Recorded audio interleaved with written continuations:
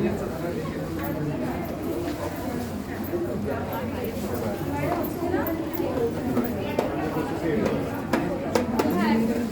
আমি Bengal excellence award 2023 শ্রেষ্ঠত্বের সেরা স্বীকৃতিতে এসেছিলাম। ভার্সেটাইল অ্যাক্ট্রেস, বেস্ট অ্যাক্ট্রেসের আমি অ্যাওয়ার্ড পেলাম।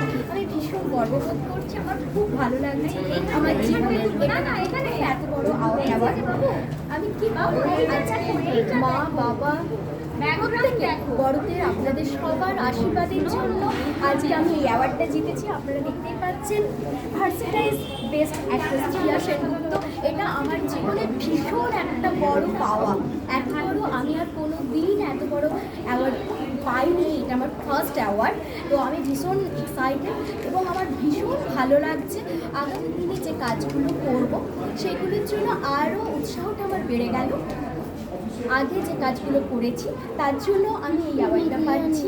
সিরিয়ালে বউ কথা কও, সাধক বামা থাকা, পালাবদল, উৎসবের রাত্রি, স্বপ্নের রং নীল, দিশা, উৎসবের রাত্রি, বিভিন্ন আমি সিরিয়ালে বিভিন্ন চরিত্রে এসেছি এবং বিভিন্ন ছবিতে আপনারা আমাকে দেখেছেন। কখনই বিদায় বলো না যিশু সেনগুপ্তর সাথে, অপদার্থ সিনেমাতে আমি যেটাই মুখ্য চরিত্রে নায়িকার চরিত্রে অভিনয় করেছি, রোহিণী যেখানে আমি মুখ্য নায়িকার চরিত্রে অভিনয় করেছি, লাস্ট দেবলীনাদের সাথে আমি যে সিনেমাটি আমার বেরিয়েছে লাস্ট ইয়ারে কিশলয়, কিশলয়ে আপনারা আমাকে দেখেছেন দেবলীনাদের সাথে এবং বিভিন্ন ছোটো ছোটো আরও চরিত্রে আছি।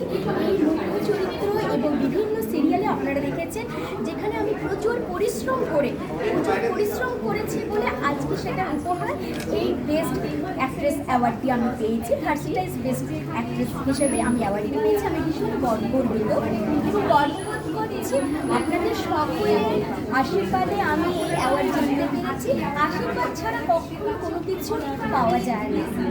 হ্যাঁ, অবশ্যই চেষ্টা থাকতে হবে। আমি চেষ্টা করেছি, এগিয়ে গেছি, কোনো কিছু আশা করিনি না আমি কখনো।